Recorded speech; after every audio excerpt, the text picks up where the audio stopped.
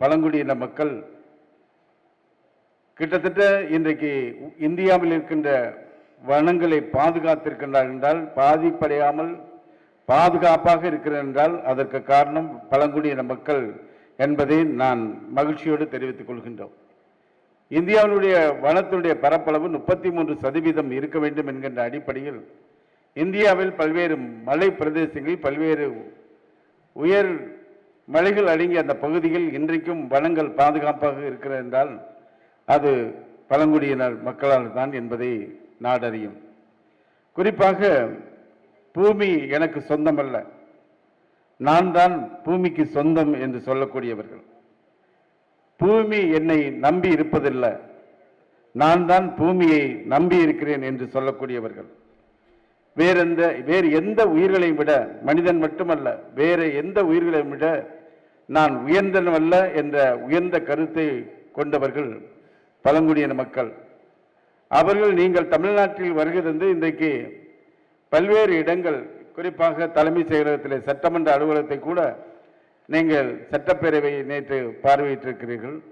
அதேபோல மகாபலிபுரம், இப்படி வரலாற்று சிறப்பு வாய்ந்த பல்வேறு இடங்களில் நீங்கள் பார்த்திருக்கிறீர்கள். உங்களுக்கு அது வியப்பாக இருக்கும். அதோடு மட்டுமல்ல, நீங்கள் காணாத இந்த கடல் அலைகளை இந்த 7 தினங்களில் நீங்கள் எங்கே பார்த்திருக்கிறீர்கள். கடற்கரை பார்த்திருக்கிறீர்கள், கடலை பார்த்திருக்கிறீர்கள். அதே போல நமது மாண்புமிகு தமிழ்நாடு துணை முதலமைச்சர் அவர்கள் நேற்றைய தினம் உங்கள் வருகை தந்த மாவட்டத்திற்கு 3 பேர் என்று வருகை தந்து நமது தமிழ்நாட்டினுடைய துணை முதலமைச்சர் மாண்புமிகு அண்ணன் உதயநிதி ஸ்டாலின் அவர்கள் உங்களுக்கு வாழ்த்துக்களை சொல்லி உங்களுக்கிட்ட செய்தி சொல்லியிருக்கிறார்.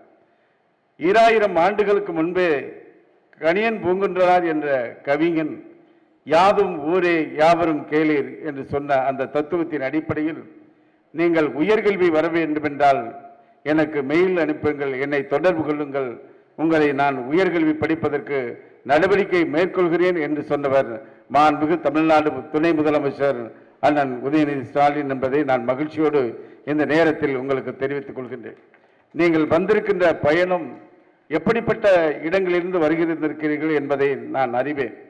குறிப்பாக பல்வேறு மலை பிரதேசங்களில், காடுகள், வனப்பகுதியில் வசிக்கின்ற அந்த மக்களில் இன்றைக்கு பல்வேறு பாதிப்புகள் ஏற்பட்டாலும் 200 இளைஞர்களை இன்றைக்கு 20 மிலிட்டரி போன்ற சிஆர்எஃப் மூலமாக பாதுகாப்பாக இன்றைக்கு தமிழ்நாட்டுக்கு இந்த பயணத்தை நீங்கள் மேற்கொண்டிருக்கிறீர்கள். அதற்காக எனது நன்றியை நான் தெரிவித்துக் கொள்கின்றேன்.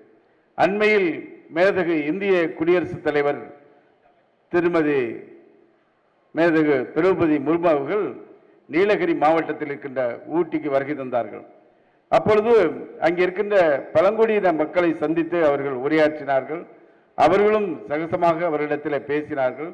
பேசிவிட்டு நமது மேதகு இந்திய குடியரசுத் தலைவர் அவர்கள் உரையாற்றுகின்ற பொழுது மாண்புமிகு தமிழக முதலமைச்சர் அவர்கள் தமிழக அரசு பழங்குடியினர் மக்களுக்காக பல்வேறு திட்டங்களை நிறைவேற்றி தந்திருக்கின்ற மாநிலம், அதற்காக தமிழக முதலமைச்சருக்கும் தமிழ்நாட்டுக்கும் பாராட்டுக்களை தெரிவித்துக் கொள்கிறேன் என்று நமது முதலமைச்சரையும் நமது தமிழக அரசையும் நமது மேதகு குடியரசுத் தலைவர் அவர்கள் பாராட்டி தெரிவித்தார்கள்.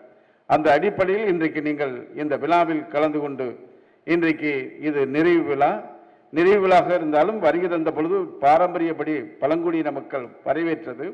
அதோடு மட்டுமல்ல, தான் வசிக்கக்கூடிய இடத்தில் இயற்கையை பாதுகாத்து தனக்கு தேவையானவற்றை மற்றும் அவர்கள் பயன்படுத்தி சிக்கனமாக வாழக்கூடிய மக்கள். அப்படிப்பட்ட மிகச்சிறந்த மனித சமுதாயத்திற்கு இந்த நவீன உலகத்திலும் நீங்கள் பல்வேறு கருத்துக்களை எடுத்து சொல்லக்கூடிய பகுதியிலிருந்து வருகை தந்திருக்கின்றீர்கள்.